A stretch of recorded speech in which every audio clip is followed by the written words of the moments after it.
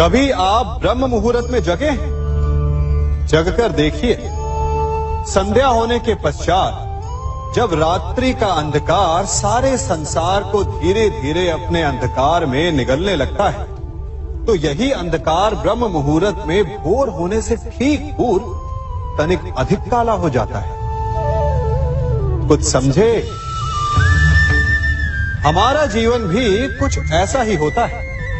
जब हमारे जीवन की समस्याएं अपने अंत पर होती है, तो यही समस्याएं एक भीषण रूप लेकर हमारे समक्ष प्रस्तुत हो जाती है और ऐसे परिस्थिति में अधिकतर लोग हार मान जाते हैं, भय खा जाते हैं। परंतु यदि आप हार न माने, भय न खाएं, दृढ़ रहें, निरंतर आगे बढ़ते रहें, तो प्रकाश के रूप में हमारा स्वागत करने के लिए सूर्य उदय सदा हमारे समक्ष प्रस्तुत रहेगा।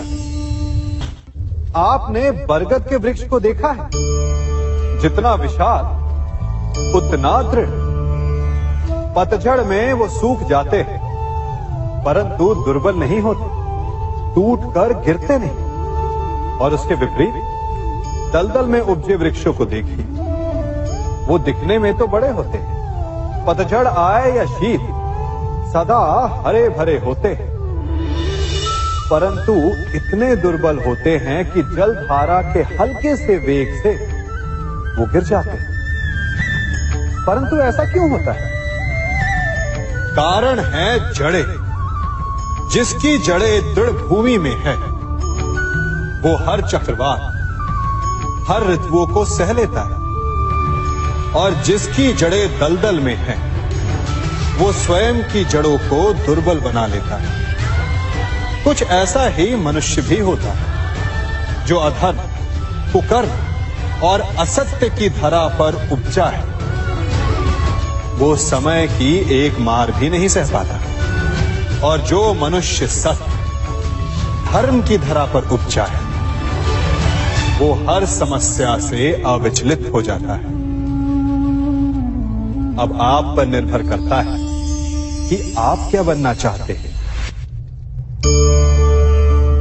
हमारे जीवन में मित्र और शत्रु बड़ा महत्व रखते हैं। यदि गंभीरता से सोचा जाए तो ऐसा कोई क्षण नहीं जब हम अपने मित्रों के बारे में ना सोचते हो या फिर अपने शत्रुओं के बारे में। हमारा हर कार्य या तो हमारे मित्रों के हित के लिए होता है या फिर हमारे शत्रुओं के अहित के लिए। हम हर स्थान या तो अपने मित्रों के साथ होते हैं या फिर अपने शत्रुओं के साथ। कोई नहीं चाहता कि उनका शत्रु प्रसन्न रहे। हर कोई अपने शत्रु को नष्ट कर देना चाहता है, और ऐसा करने के लिए वो हर संभव प्रयास करता है। उसे आर्थिक, मानसिक और शारीरिक हानि पहुंचाने का प्रयास करता है। परंतु यदि मैं आज आपको ऐसा मंत्र सिखाऊं जिससे आप अपने शत्रु को सदा के लिए नष्ट कर दे तो, और वो मंत्र है मित्र बनाना। अपने सभी शत्रुओं को अपना मित्र बना लीजिए और आपके सारे शत्रु स्वतः ही समाप्त हो जाएंगे। मैं क्या कर रहा हूं? मैं दिए प्रज्वलित कर रहा हूं ताकि अंधकार को मिटा सकूं। अब आप कहेंगे कि इसमें कौन सी बड़ी बात है ना? परंतु इसमें महत्वपूर्ण बात समझने के लिए यह है कि मैं क्या नहीं कर रहा हूं, और मैं अंधकार नहीं कर रहा हूं। क्योंकि अंधकार को मिटाने के लिए प्रकाश का अस्त्र तो उठाना ही पड़ता है। बुराई को बुराई से नहीं, अच्छाई से जीता जाता है। अन्याय को अन्याय से नहीं, न्याय से लड़ा जाता है। क्रोध को क्रोध से नहीं, क्षमा का साथ लेना होता है। ठीक उसी प्रकार एक लोहा लोहे को काटता है, परंतु एक ठंडा लोहा ही गर्म लोहे को काट सकता है। इसलिए यदि आपको अपने जीवन में विजयी होना है, तो अपने शस्त्रों को, अपने अस्त्रों को सोच समझ कर उठाइए, क्योंकि एक अनुचित सोच परिणाम पर भारी प्रभाव डाल सकती है। आप सब सोच रहे होंगे कि ये क्या मैं करने लगा। मैं इस पौधे को जड़ से उखाड़ रहा हूं। आश्चर्य हो रहा है ना कि एक पौधे को उखाड़ना या काटना ना केवल एक अपराध है अपितु पाप भी है। तो फिर मुझे ऐसा करने की क्या आवश्यकता पड़ गई? क्योंकि कई बार विनाश ही सृजन तक पहुंचाता है। यदि नया भवन बनाना हो तो पुराने भवन को गिराना पड़ता है। व्यवस्था को परिवर्तित करने के लिए क्रांति लानी पड़ती है। और उसी प्रकार यदि किसी वृक्ष या किसी पौधे की जड़ों में घुन लग जाए या उसका मूल सड़ जाए तो उसे जड़ से उखाड़ देना ही श्रेयस्कर होता है, ताकि उस स्थल पर नए पौधे उपज सके।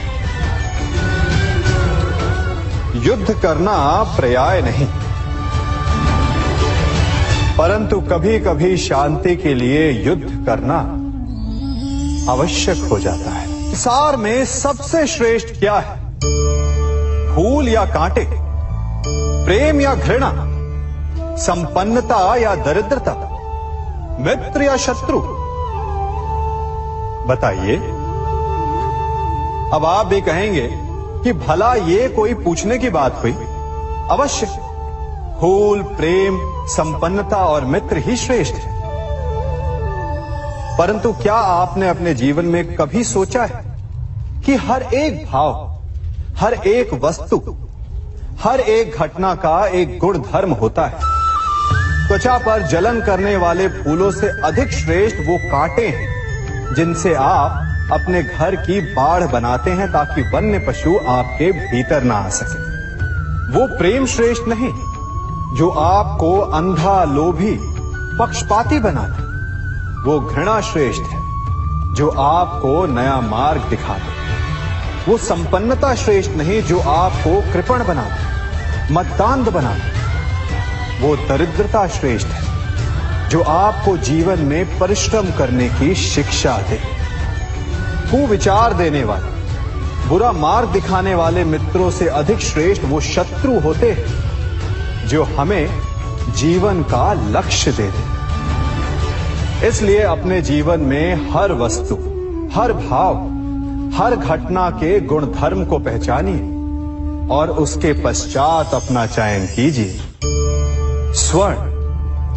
हम सभी को अपने जीवन में स्वर्ण से कभी ना कभी कुछ ना कुछ थोड़ा या अधिक मोह होता ही है ना? परंतु क्या आपने कभी सोचा कि स्वर्ण को प्राप्त कैसे किया जाता है? जब भूमिगत खदानों से स्वर्ण को निकाला जाता है तब वो एक पाषाण की भांति होता है। ऐसा पाषाण जिससे आप किसी को भी मार सकते हैं, परंतु उसे आभूषण के रूप में स्वयं के शरीर पर धारण नहीं कर सकते। यदि उसे आभूषण बनाना है तो उसे लंबी यात्राएं करनी होती है। उस पाषाण को पिघलना होता है। सुनार के हथौड़ी की अनेकों चोटें खानी पड़ती है, फिर काट छाट और उसके पश्चात जाकर वो ऐसा आभूषण बनता है जो हमें वर्षों तक, सदियों तक लुभाता रहता है। इसलिए यदि आपको समय पर विजय पानी है तो स्वयं के निर्माण पर समय देना होगा। हम सभी सुनते आए कि जो वीर होता है, साहसी होता है, शौर्यवान होता है, उसके समक्ष सारा संसार झुकता है। वीर भोग्य वसुंधर। परंतु वीरता है क्या? शौर्य क्या है? साहस क्या है? साहस युद्ध नहीं, वीरता विजय नहीं, शौर्य कभी ना गिरना नहीं। साहस किसी चुनौती के समक्ष खड़े होने का भाव है, तो वीरता उस चुनौती को उत्तर देने के लिए पूर्ण परिश्रम लगा देना है।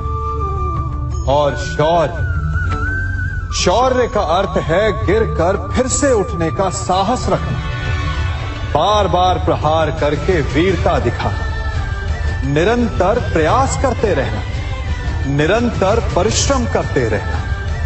इसलिए विजयी होने से अधिक महत्वपूर्ण है शौर्यवान होना, क्योंकि जो शौर्यवान है उसे विजय मिलना निश्चित है। कभी किसी पक्षी को घोंसले की नींव बनाते देखा है? अथक परिश्रम करके तिनका तिनका बिटोर कर वो पक्षी अपना घोंसला बनाता है, अपनी संतान के लिए एक सुरक्षित घर बनाता है। और फिर कहीं से तीव्र आंधी आती है, भारी वर्षा होती है और उसका घोंसला तिनका तिनका करके बिखर जाता है। फिर वो पक्षी क्या करता है? वो रोता नहीं, ना ही विलाप करता है। वो बिना विलंब करे फिर से अपना घोंसला बनाना प्रारंभ कर देता है और सफलता पाता है। फिर हम क्यों छोटी छोटी असफलता से भयभीत होकर परिश्रम करना छोड़ देते हैं?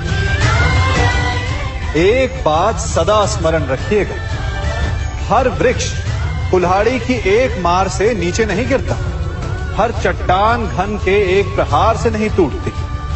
सफलता पाने के लिए अनावरत परिश्रम करना ही मात्र एक मार्ग है। स्वीकारण, सत्य का स्वीकारण मनुष्य के लिए बहुत ही महत्वपूर्ण है।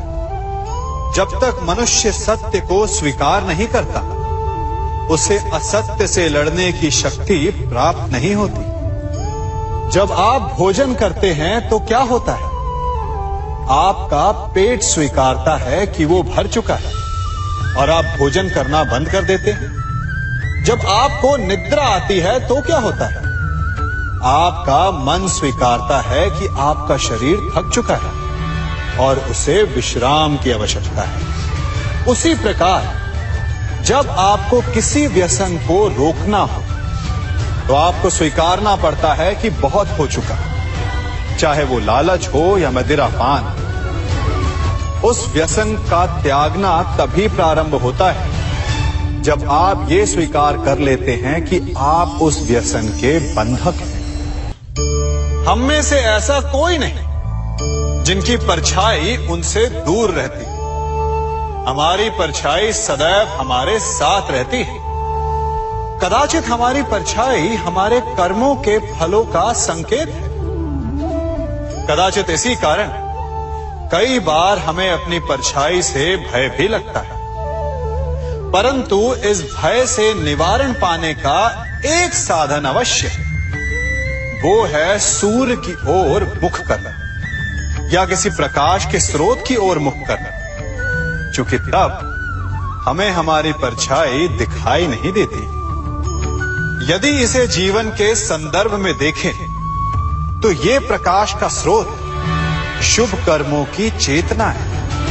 यदि आपके मन में शुभ कर्म करने की इच्छा है तो आपको कभी भी अपने कर्मों के फल का भय नहीं होगा, क्योंकि यदि आपका मन शुद्ध होगा तो आपके कर्म शुद्ध होंगे और शुद्ध कर्मों का फल कभी अशुद्ध नहीं हो सकता। आज मैं आप सबको एक कथा सुनाता हूं। एक दिन प्रातः एक व्यापारी अपने घर से निकला। घर से निकलते ही एक बिल्ली ने उस व्यापारी का मार्ग काट दी। व्यापारी घबरा गया। वो फिर से घर लौट गया और शुभ घड़ी की प्रतीक्षा करने लगा। और जब वो पुनः अपने घर से निकला तब वो वाहन जा चुका था जिससे राजा तक पहुंचकर उसे भेंट देनी थी।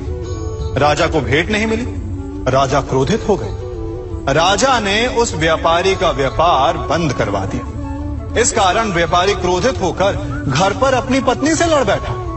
पत्नी अपने बच्चों समेत मैके वापस चली गई और उस व्यापारी के जीवन में यदि कुछ रह गया था तो केवल अंधकार। और इन सब का कारण वो उस बिल्ली को मानता रहा जिसने उसका मार्ग काटा था।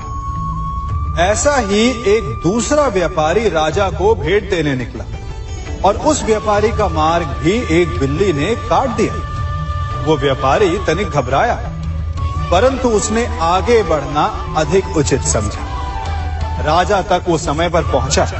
उसने राजा को भेंट की। राजा प्रसन्न हुए और राजा ने व्यापारी को अपना व्यापार बढ़ाने की अनुमति दी। स्वर्ण आभूषण दी। जब व्यापारी घर पर पहुंचा तो पत्नी को आभूषण और अपने बच्चों को देने के लिए वस्त्र थे उसके पास। हर ओर प्रसन्नता थी। समझ रहे हैं ना, दोनों के साथ एक ही प्रकार की घटना हुई, परंतु दोनों की प्रतिक्रिया भिन्न थी। ऐसा ही हमारा जीवन भी है। हमारे जीवन में प्रारब्ध का अपना स्थान है, परंतु उससे कई अधिक महत्वपूर्ण हमारी प्रतिक्रिया, हमारे सोच का प्रभाव है। क्योंकि यही हमारे जीवन को आकार देते हैं। इसलिए अपनी सोच को सकारात्मक रखिए। आपका जीवन सदैव आनंदमय रहेगा। आप इन दो पात्रों को देख रहे हैं। मेरे इस पात्र में जल है और ये पात्र मिष्ठान से भरा हुआ है। दोनों ही पात्र भरे हैं, परंतु देखिए, मिश्री को जल में मिला दिया। जल ने मिश्री को अपना लिया। मिश्री ने अपना अस्तित्व खो दिया, परंतु जल को अभिमान है कि उसका अस्तित्व अभी भी बना हुआ है। परंतु जो इस जल को चखेगा उसे अवश्य पता चल जाएगा कि ये जल अब वो जल नहीं रहा, ये अब शरबत बन गया। हमारा त्याग, हमारे बलिदान भी ऐसे ही होते हैं। जो इस बात को अनुभव करते हैं वो समझ सकते हैं कि कैसे हमने समय की धारा को बदल दिया। जो बलिदान देते हैं उनका अस्तित्व कभी नष्ट नहीं होता, अपितु उनका बलिदान संसार में कुछ ना कुछ परिवर्तन अवश्य लाता है। हम सभी कभी ना कभी, कहीं ना कहीं अपने जीवन में यात्रा अवश्य करते हैं। हमारी यात्रा में कभी पक्के रास्ते आते हैं तो कभी कच्चे रास्ते। पक्के रास्ते मनुष्य बनाता है और कच्चे रास्ते जानते हैं कैसे बनते हैं? चलते चलते बन जाते हैं। जब लोग एक स्थान से जाते हैं तो पैरों के दबाव से नीचे की घास कुचल जाती है। बार बार उस मार्ग से जाने से धीरे धीरे मार्ग स्वतः ही बन जाता है। और यही जीवन है, यही नियति है। जब आपके जीवन में आपको मार्ग ना मिले तो रुकिए नहीं, आगे बढ़ते रहिए और आपके पैरों के दबाव से मार्ग स्वतः ही बन जाएगा। हम सभी अपने जीवन में सफलता चाहते हैं, है ना? उसके लिए हम रात दिन परिश्रम करते हैं, कड़ी मेहनत करते हैं, परंतु फिर भी असफल हो जाते हैं। परंतु ऐसा क्यों होता है? कभी सोचा आप सबने? क्योंकि सफलता पाने का मंत्र बड़ा कठिन नहीं, बड़ा सरल है। उचित विचार, उचित समय, उचित स्थान पर उचित प्रहार। जब आपके विचार, समय, स्थान और प्रहार यानी परिश्रम उचित है तो सफलता आप ही को मिलेगी। जिस प्रकार एक लोहार लोहे से कुछ बनाते समय उस लोहे के सही ताप तक के आने की प्रतीक्षा करता है और समय आने पर उचित स्थान पर पर्याप्त बल से प्रहार करता है और लोहा आकार ले लेता है, ठीक उसी प्रकार आपकी सफलता भी आकार लेती है। हम सभी को अपने जीवन में कभी ना कभी निराशा मिलती है, असफलता मिलती है और अधिकतर लोग इसके पश्चात भाग्य का रोना लेकर बैठ जाते हैं। कुछ कहते हैं कि जिस स्थान पर मैं हूं उससे कई ऊंचे स्थान पर होने के योग्य था, परंतु नहीं जा पाया। किसी को पीड़ा है कि उसे जो मिलना चाहिए था वो उसे नहीं मिला, भाग्य ही बुरा था। भाग्य क्या होता है? भाग्य वन में खिला पुष्प देवताओं को चढ़ाया जाएगा, या किसी सुंदरी की वेणी में वो सजेगा, या फिर उसे कुचल कर उत्पाद बना दिया जाएगा। ये सब एक पुष्प के नियंत्रण में नहीं होता, परंतु जब तक उस पुष्प का अस्तित्व है, सुगंध बिखेरना उसके वश में अवश्य है। परंतु भाग्य हमारे वश में नहीं, और जो हमारे वश में नहीं उसके लिए दुखी होने से क्या होगा। कर्म पर वश है, वो कीजिए और धीरे धीरे भाग्य आपके वश में आ जाएगा, क्योंकि कर्म ही प्रधान है। मनुष्य की सबसे बड़ी दुर्बलता क्या होती है? सोचिए। धन, प्रेम, अहंकार। मनुष्य की सबसे बड़ी दुर्बलता होती है उसके रहस्य। चाहे आप कितने भी शक्तिशाली क्यों ना हो, कितने भी प्रबल क्यों ना हो, परंतु उसके रहस्य उसके नाश की चाबी होती है। इसलिए यदि प्रबल रहना है, शक्तिशाली रहना है, समर्थ रहना है, तो अपने रहस्य को किसी को भी ना बताएं, ना मित्र को और ना ही शत्रु को, क्योंकि समय पड़ने पर कब कौन शत्रु हो जाए ऐसा कहना संभव नहीं। विभीषण को रावण के अमृत कुंड का ज्ञात था, इसीलिए प्रभु श्री राम रावण का वध करने में सफल हो सके। इसलिए उचित यही है कि आप अपने रहस्य को स्वयं तक ही सीमित रखें। मनुष्य का मन बड़ा विचित्र होता है, कल्पना में ही विकास करता है, संपन्न भविष्य का स्वप्न देखता है और कल्पना में ही जो नहीं हुआ उससे भय खाता है। और यही भय मनुष्य का सबसे बड़ा शत्रु है। हमारे भविष्य के मार्ग में, हमारे आनंद के मार्ग में सबसे बड़ी बाधा है। अब आप लोग मुझसे पूछेंगे कि इसका तोड़ क्या है, भय से मुक्ति कैसे पाई जाए? तो ये प्रश्न आप स्वयं से पूछिए। तनिक सोचिए, जब आप एक सुंदर भविष्य की कामना करते हैं तो उसे पाने के लिए आप परिश्रम करते हैं ना। ठीक उसी प्रकार भय से मुक्ति पाने के लिए आप उससे लड़ जाएं और उसका निवारण आपको स्वतः ही मिल जाएगा। इसलिए जब भी भय आपको सताए तो उससे भागे नहीं, उससे घबराए नहीं, क्योंकि भय का काम ही होता है आपको भयभीत करना। इसलिए जब भी भय आप पर आक्रमण करे तो आप भी उस पर पहले ही आक्रमण कर दें। हम सब मित्रों के साथ रहना चाहते हैं, शत्रुओं से दूर रहना चाहते हैं। क्यों?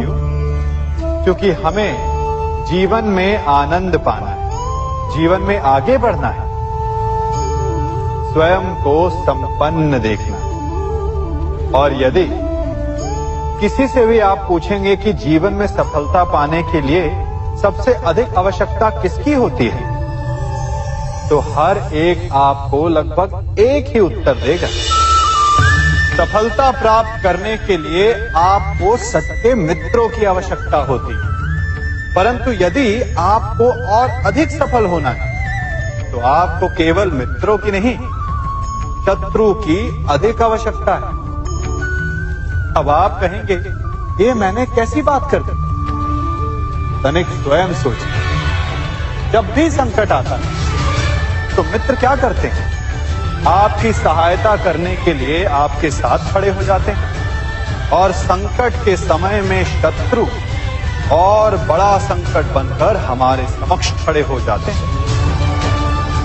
मित्र हमें सहायता देते हैं, अपनी शक्ति देते हैं, परंतु शत्रु आपके भीतर छिपी शक्ति को बाहर लाता है, आपको और अधिक बलवान बनाता है। संगति या साथ, मित्र और साथी मनुष्य के व्यक्तित्व के लिए सबसे महत्वपूर्ण होते हैं। अब आप कहेंगे, ये कैसे? मनुष्य अवश्य अपने व्यक्तित्व के लिए उत्तरदायी होता है, परंतु मनुष्य संगति में ना चाहते हुए भी उसका व्यक्तित्व संगत की भांति हो जाता है। इन पात्रों को देख रहे हैं? मध्य में जल रखा है, इसमें दूध है और इसमें मलिन कीचड़ रखा है। यदि मैं इस जल को इस दूध में मिलाता हूं तो ये जल दूध बन जाता है, और यदि इसी जल को इस मलिन कीचड़ में मिलाता हूं तो क्या हुआ? ये जल कीचड़ बन गया। ऐसी कोई युक्ति नहीं कि जल बिना घुले मिले दूध या कीचड़ में अपना अस्तित्व बनाए रखे या उनसे अलग रहे। और ठीक ऐसा ही मनुष्य के जीवन में भी होता है। यदि एक गुणहीन व्यक्ति गुणवानों की संगत में बैठे तो उसे भी गुणवान समझा जाता है, सम्मान का पात्र समझा जाता है। और यदि एक गुणवान व्यक्ति गुणहीनों की संगत में बैठे तो उसे भी तिरस्कार मिलता है। इसलिए अपने जीवन में सदैव संगति सोच समझकर सावधानी से चुनिएगा। कभी खेत में किसी किसान को खेती करते देखा है? वो उसे सींचता है, उसे जोतता है, पशु पक्षियों से खेत की फसल की रक्षा करता है, परंतु एक बात का वो सबसे विशेष ध्यान रखता है कि कहीं खेत में खरपतवार ना उग जाए, क्योंकि एक खरपतवार खेत की सारी फसल को नष्ट कर सकती है। ठीक उसी प्रकार यदि वंश की कोई संतान खोटी निकल जाती है तो वो समूचे वंश का सर्वनाश कर देती है। इसीलिए संतान के लालन पालन में विशेष ध्यान देना आवश्यक होता है, क्योंकि संतान वो फसल होती है जो वंश के आने वाले समय को महान बना सकती है या फिर वंश का पतन भी कर सकती है। मनुष्य भी बड़ा विचित्र प्राणी है। अपनों से नीचे के स्तर के लोगों को वो हे दृष्टि से देखता है, उनका उपहास उड़ाता है, उनसे बार बार कहता है कि तुम्हारा कुछ नहीं हो सकता, तुम भविष्य में कुछ नहीं कर पाओगे। जब मनुष्य के पास धन संपत्ति मान होता है तो वो दूसरों का आदर नहीं करता, परंतु वो एक बात भूल जाता है कि उससे भी अधिक शक्तिशाली कोई अस्तित्व में है, और वो है समय। काल अपना चक्र कब बदलेगा ये कोई नहीं जानता। समय अपनी करवट कब लेगा ये कोई नहीं जानता। कोयला भी समय के साथ साथ हीरे में परिवर्तित हो जाता है। इसलिए जीवन में कभी भी किसी का भी उपहास नहीं उड़ाना चाहिए।